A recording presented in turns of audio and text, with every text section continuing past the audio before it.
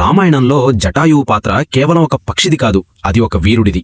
ఒక తండ్రికి సమానమైన త్యాగమూర్తిది. తన రెక్కలు తెగిపోతాయని తెలిసినా, మరణం తథ్యమని తెలిసినా రావణుడిలాంటి మహాపరాక్రమవంతుడిని ఎదిరించిన జటాయువు కథ మీకోసం. జటాయువు త్యాగం వెనుక ఉన్న రహస్యం, చనిపోయే ముందు రాముడికి ఏం చెప్పాడు? రామాయణంలో ఎంతోమంది వీరులున్నారు, కానీ ఆ రాముడి కంటే ముందే రావణుణ్ణి యుద్ధంలో ఎదిరించి సీతమ్మ కోసం ప్రాణత్యాగం చేసిన మొట్టమొదటి వీరుడు ఒక పక్షి.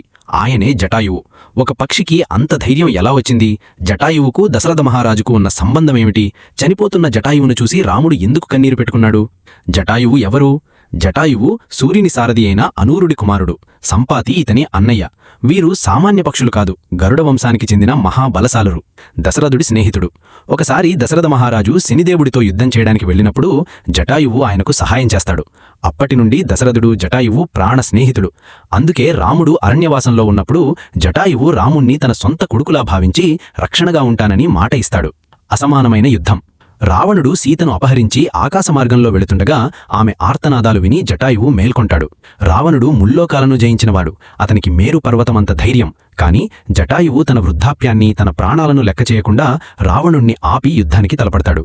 జటాయువు తన వాడిని గోర్లతో, ముక్కుతో రావణుడి రథాన్ని ముక్కలు చేస్తాడు, గాడిదలను చంపేస్తాడు, రావణుడి నగలను చిన్నాభిన్నం చేస్తాడు.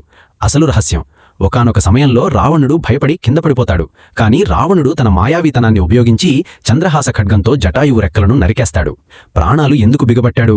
రెక్కలు తెగిపోయి రక్తమోడుతూ నేలమీద పడిపోయిన జటాయువు వెంటనే చనిపోలేదు. ఎందుకంటే సీతమ్మ ఎటు వెళ్ళిందో రాముడికి చెప్పాల్సిన బాధ్యత అతని మీద ఉంది. రాముడు, లక్ష్మణుడు వెదుకుతూ అక్కడికి వచ్చినప్పుడు జటాయువును చూసి మొదట రాక్షసుడు అనుకుంటారు. కాని జటాయువు జరిగిన విషయం చెప్పగానే రాముడు విలపిస్తాడు. రాముడు తన చేతులతో జటాయువును నిమురుతూ తన తండ్రిని కోల్పోయినంత బాధను అనుభవిస్తాడు. జటాయువు రాముడి ఒడిలో తలపెట్టుకుని సీతమ్మను రావణుడు దక్షిణ దిశగా తీసుకెళ్లాడు అని చెప్పి ప్రశాంతంగా ప్రాణాలు వదులుతాడు.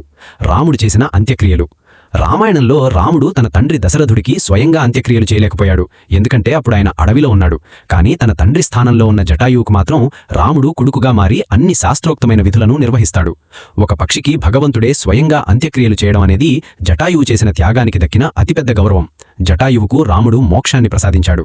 జటాయువు కథ మనకు నేర్పేదేంటంటే, ఎదుటివాడు ఎంత బలవంతుడైనా సరే మన కళ్ల ముందు అన్యాయం జరుగుతుంటే మౌనంగా ఉండకూడదు. ఫలితం ఏమైనా సరే ధర్మం కోసం పోరాడాలి. జటాయువు చూపించిన ఆ ధైర్యమే రామాయణంలో ఒక మలుపు.